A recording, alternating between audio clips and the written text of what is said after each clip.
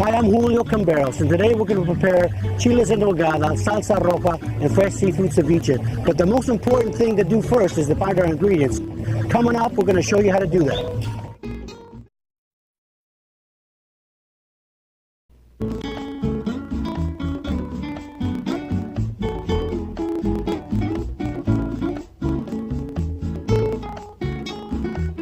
We're here in Stockton in the heart of San Joaquin Valley, and to prepare our chiles en nogada, we need to find the perfect chile. So here I'm going to show you how to pick out one of these peppers. This is a chile pasilla. We're looking for a whole pepper that at least has a stem on it, something that's not cracked. That one doesn't look as good, and it has a perfect shape. So we're looking for a nice, smooth edges, right, and it smells fresh. Now just look at that chile. Look how pretty that thing is. Nice looking tomato. You want them to be fairly all red, all one color. You don't really want something that's going to look too green. You want to look for something that's more uniform all the way around, that's firm but still gives just a little bit. You don't want something that turns to mush when you put it in your hand. The ingredients for the salsa roja, we need some good chiles. These chiles right here, these are called chile guajillos. That's what you want to use. And then I mix it up with another blend of chile, and this is a dried chile California. So the guajillo is a little spicy. The California is not as spicy. But blending them together give you a great flavor with just a little kick. Gotta get chocolate. Ibarra, it's a brand out of Mexico, and it's a chocolate that's flavored with almonds and cinnamon.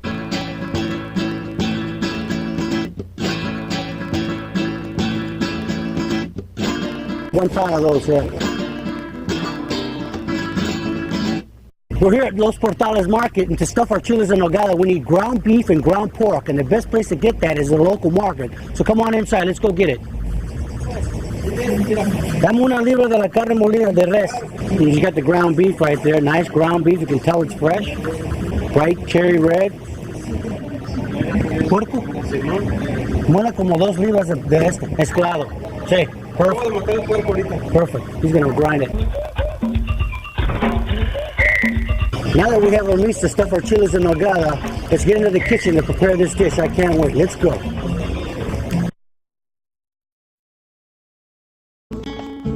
Welcome back.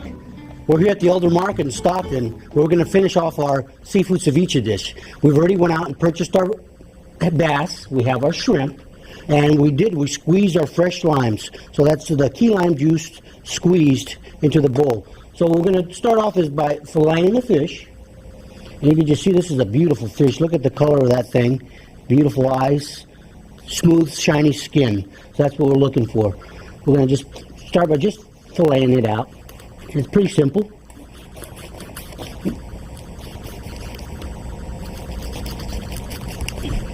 And we'll just kind of just get that out of there. And you can just see that that fish is a nice looking fish here. I'm just going to take care of that real quick. There we go. And you see it's got some meat on there, and that's basically what you need here. Next we're going to do is we have some of these shrimp here. And look at these shrimp. They're head-on prawns, fresh. We just kind of clean the tail there and clean those up. And these are just a nice product to work with. It's always nice to have these ingredients local right here at the market, which is, I think we're very fortunate. And I always enjoy preparing this dish. It's one of the first dishes that I actually learned how to make. My father showed me how to make it, and we would do it spicy, not so spicy, or even mild, any way we wanted it. So it really hits home for me personally, because it's just a dish that I enjoy, and I kind of try to put my own little spin on it. What we do is clean this fish, and we just fillet the skin like that. Take the skin off. Now, it's one thing that's very important about the fish when you're cutting it. You want to slice it as thin as possible. The reason being is that the lime juice is going to cook the flesh of the fish. So it's really important to slice it very thin. Just take some of these bones out. There we go. And the best way to do that is you just kind of get a nice little, maybe a ½ inch stripe of that fish, and just go at an angle. And then cut that at a bias, just the way I'm doing right there, you can see. And you do is place the flesh of that fish into the lime juice. And it doesn't take very long. You can always go out and buy fresh fillets of fish. I prefer just to buy fresh, and I can see how fresh the fish actually is. But a snapper would work, halibut would work, tilapia is popular, that would work. Any firm flesh white fish would work with this dish. So once we have all the fish cut up, next we want to do is cut the shrimp. The shrimp, the same principle with this shrimp, you want to slice it nice and thin and let that lime juice marinate that fish, or actually cook it. The acid from that lime juice is going to cook that shrimp.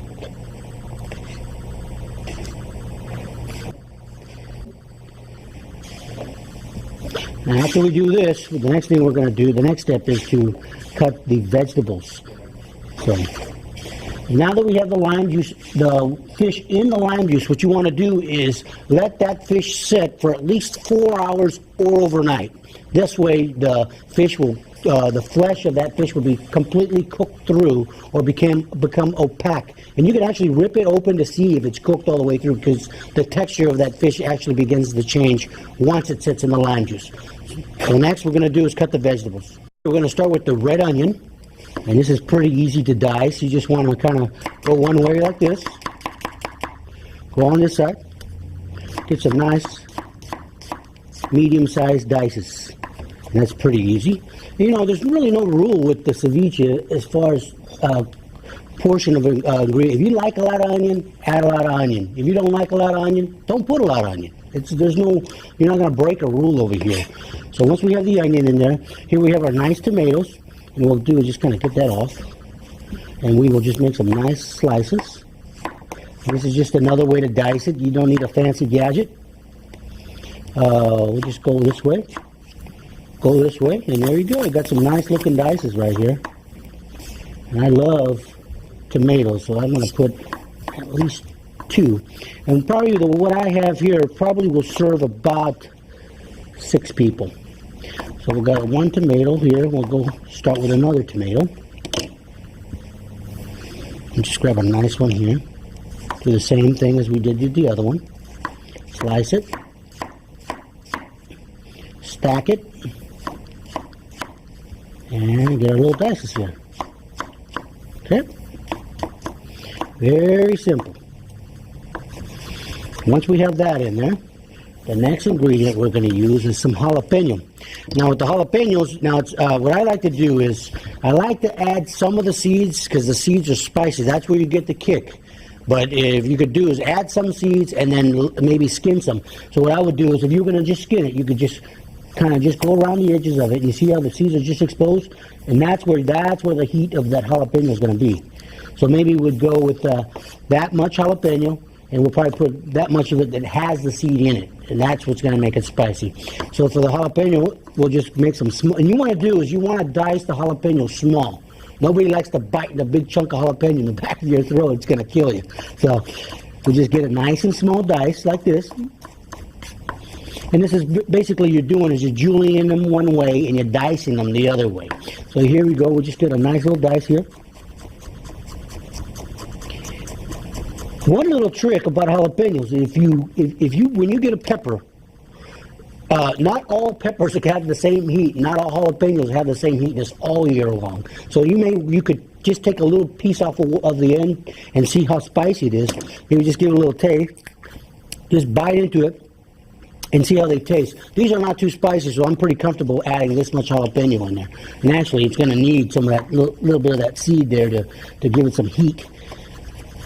And that's where it's at, the heat of the jalapenos in the seed in the vein. Now the next thing we want is some fresh cilantro. And here we have the cilantro right here. And we bought this fresh at the market. And just kind of get the nice ends, the leaves. You don't want really some big stems, because they're kind of woody if you get them too thick. But if you this cilantro looks very fresh. So this is nice cilantro, and what we'll do is we'll just kind of pull this up in a little bunch till we get some nice dices. And here we go. Dice that up like so.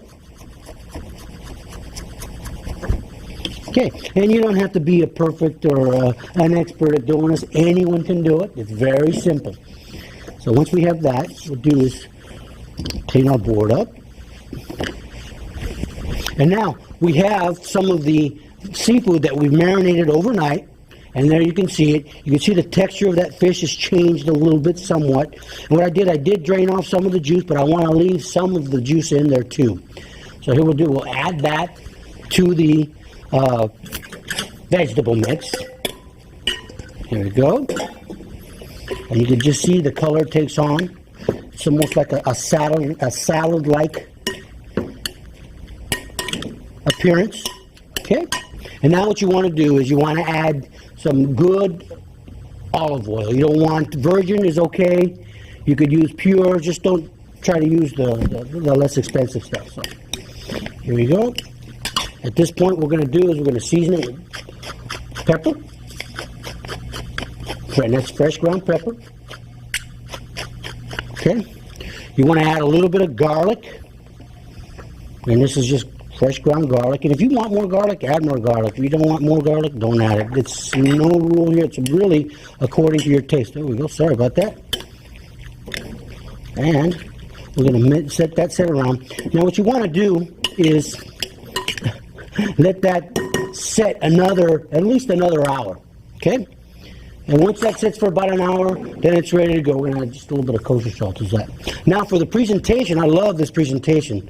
Now what we do is I have a little bit of lettuce and I have an avocado. And here's what we're going to do. We're going to shell out half a shell of avocado. Just scoop a little bit of it out.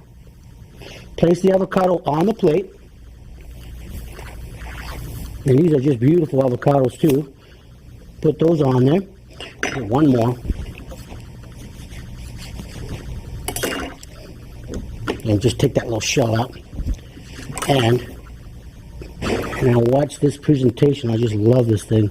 So we have the avocado. And now what we do is we just get a little bit of our ceviche mix right here. And place it right in there. And look how beautiful that looks. And it's fresh. And what I do is I put a nice little rose for a garnish. And there you have it. That's our seafood ceviche. Don't go away, because when we come back, we're going to prepare our salsa roja and chiles en nogada.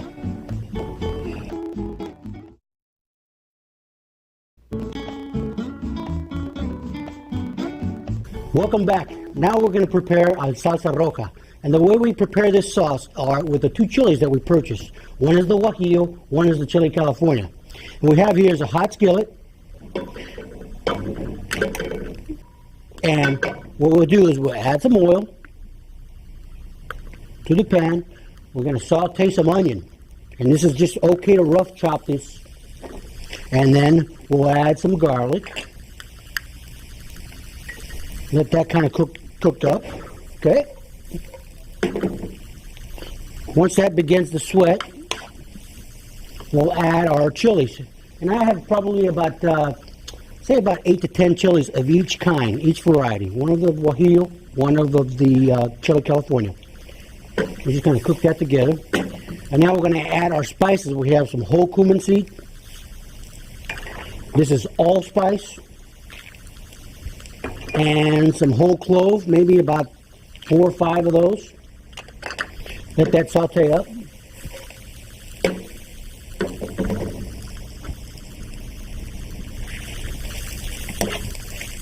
Kind of release some of the oils there.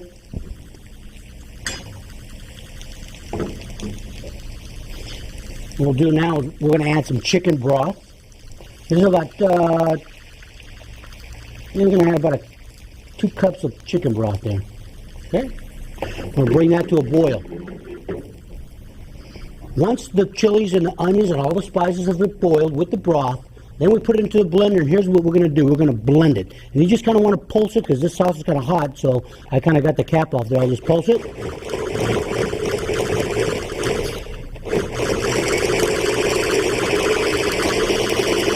And let it go. Now at this point, what I'm going to do is I'm going to add something to take off a little edge off that spice. I'm going to add the Mexican chocolate. This chocolate's been seasoned with cinnamon and almonds and some peanuts.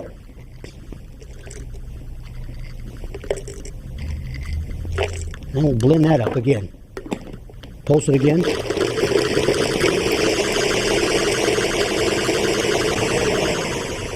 Once this is blended, now what we're going to do is we're going to strain this back onto the stove. So let that strain through. You don't want it to be too fine.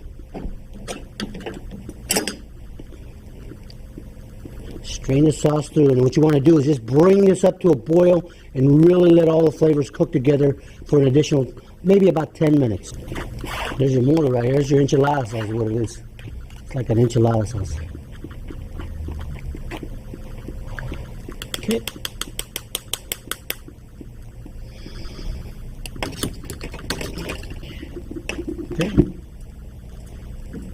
Okay, there you have it. There's your salsa roja. Once that's been cooked, you can use this for enchiladas, you can use this for dip, you can use it for braising chicken, beef. Here's the way I like it. I like to just kind of pour some of this right over some fresh quesadillas. And it really gives it a great flavor. There you go. Now we're going to go on to our chile en nogada. Now this is the stuffed pepper. That's the peppers that we picked out at the market. So the way we start with this dish is with the stuffing. And we're going to start out with the filling. We'll start out with a hot pan, which I already have preheated. We'll start with just a little oil. And what we'll do is we'll add onion. That's about a half a cup of onion. A little bit of garlic. You just want to saute this stuff up. I'm going to add just a little bit more. You don't want to put too much oil because of the meat I'm going to add. Next, we're going to add, what I have here is ground pork and ground beef. I'm going to add the pork first to get a little bit of that fat out.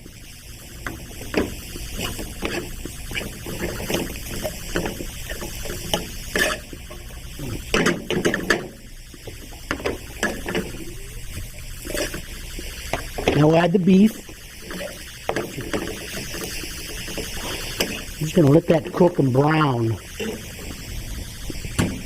Now that the meat is brown, we're going to add some really interesting ingredients. Here we have Mexican cinnamon, so I'm going to add 2 Mexican cinnamon sticks. We're going to add some whole cloves, which you can pick out after. Don't put too many because they get a little strong. I like to use whole. I can pick them out. We're just going to let that kind of start to perfume and give it some nice spice. Next, we'll add almonds. There's some almonds in here. Raisins. These are dried golden raisins. Okay. I have some dry apricot. You can use dry pear or dry mango. That works. And I have some fresh pear. And some fresh apple. This is just a Fuji apple. This will work. Okay. And now you really got some interesting flavors going on here. We're going to let that brown evenly. We'll season it with a little pepper.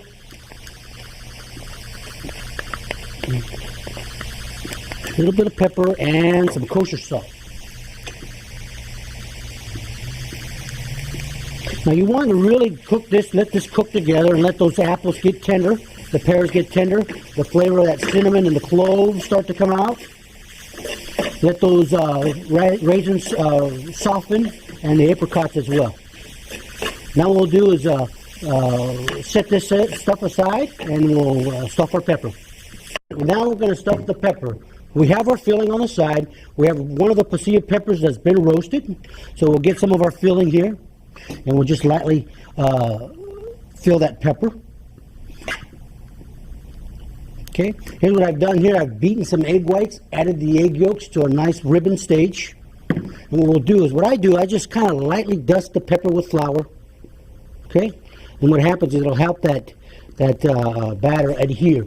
So here's what we'll do. We'll stick the pepper in the batter, and then I'll begin to fry it in the grease. And here's where it's kind of important what you want to do. Here's where it's kind of key. You want to keep this pepper shaped in a rounded, so what you do is you use 2 spatulas like this, and you form that. You've never seen a flat pepper, have you? Now once this pepper has been cooked and battered, like I have it here, we're going to set this on a towel just to get some of that excess oil off. Now at this point, what you would want to do is pop them on a pan, because you're going to make 3 or 4, pop them into the oven, let them bake for an additional 8 to 10 minutes so it's fully warmed all the way through. Now for the presentation, I have a walnut ricotta cream sauce. We set that right on the bottom. That looks great. And then we'll get our chile en nogada, set that right on top of the sauce, garnish with a little bit of pepper for color, and a sprig of cilantro. And there you go, that's your chile en nogada. When we come back, we'll try this food. Welcome back. Let's see if we can find somebody to try this food.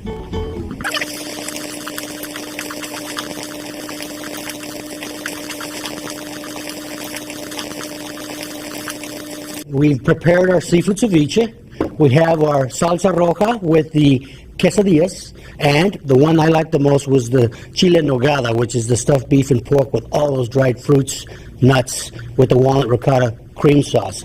So we have Tony here today, and Tony, she's going to try out my seafood ceviche, see what she thinks.